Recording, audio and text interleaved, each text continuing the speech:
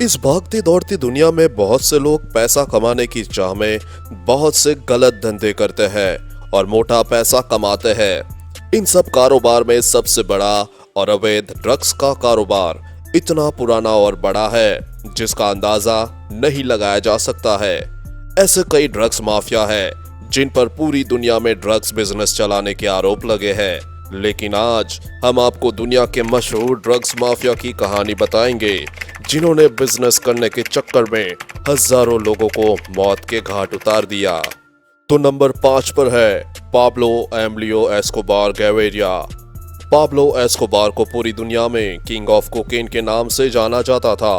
Pablo के पास पैसों का अथाह भंडार था। इतना ही नहीं, पाब्लो को मारने के लिए दुश्मनों ने 16 अरब रुपए खर्च कर दिए थे।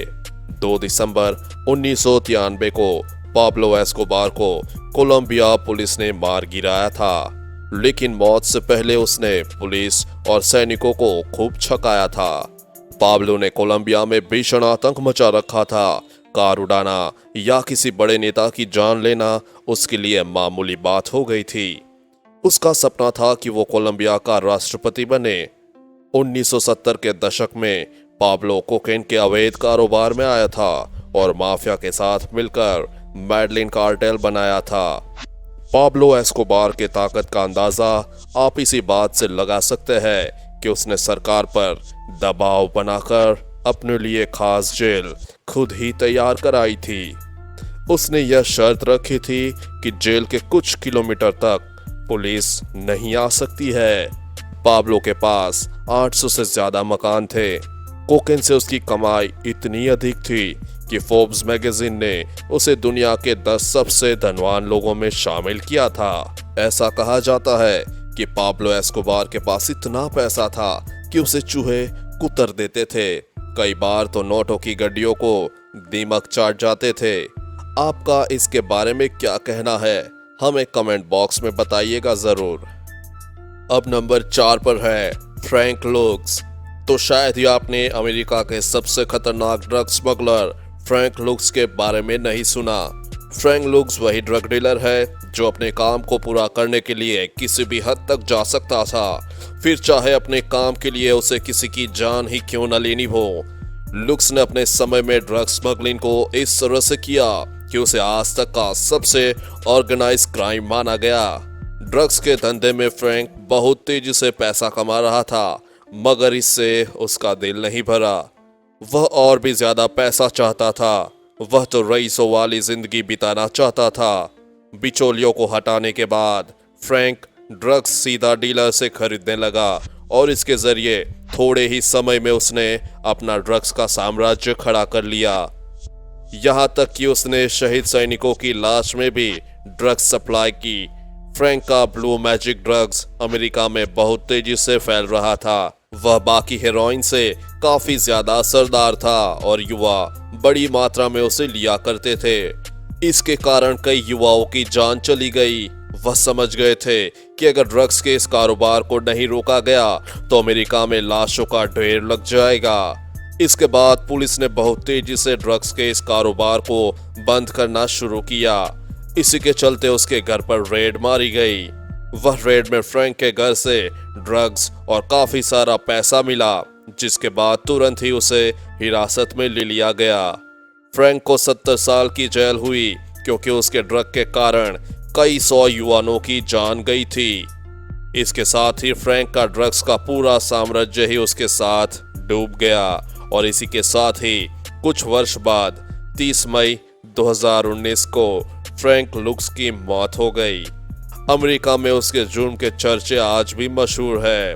न्यूयॉर्क शहर में लोग उसकी कहानियां सुनाते मिल जाते हैं। Number 3, Sandra Mexico.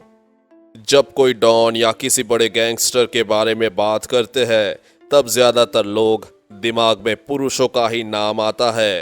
अंडरवर्ल्ड की दुनिया में सैंड्रा मैक्सिको की सबसे बड़ी ड्रग डीलर के रूप में मशहूर रही है और उन्हें क्वीन ऑफ पैसिफिक के नाम से लोग जानते हैं। 11 अक्टूबर 1960 को पैदा हुई सैंड्रा का माफिया पे इतना राज चलता था कि एक वक्त में वो मैक्सिको की सबसे अमीर महिला रही थी। सांड्रा की 2 बार शादी हुई और ऐसा कहा जाता है कि सांड्रा के दोनों पति एक्स पुलिस वाले थे, पर बाद में वो ड्रग माफिया बन गए। सांड्रा के दोनों पतियों की हत्या भी हो गई और ऐसा माना जाता है कि सांड्रा ने ही अपने दोनों पतियों की हत्या करवाई थी। इसके साथ ही सांड्रा ने मैक्सिको का ड्रग्स का एक बड़ा साम्राज्य खड़ा किया। आप इस सबसे हॉट और खतरनाक महिला डॉन के बारे में क्या कहना चाहेंगे? हमें कमेंट करके जरूर बताइएगा। नंबर 2 पर है अल चैपो। द गॉडफादर के नाम से चर्चित अल चैपो और ड्रग की दुनिया पर राज करने वाले मैक्सिको पर अपना राज जमा लिया। अल चैपो के बारे में बताया जाता है कि अल चैपो ने द गॉडफादर के नाम के चर्चित मिगेल एंजेल फेलिक्स गैलार्डो को अपना गुरु बनाया था।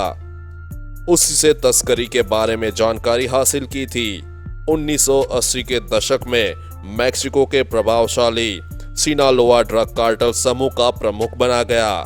इसी के साथ यह समूह अमेरिका में सबसे ज्यादा मात्रा में ड्रग सप्लाई करने वाला माफिया भी बन गया।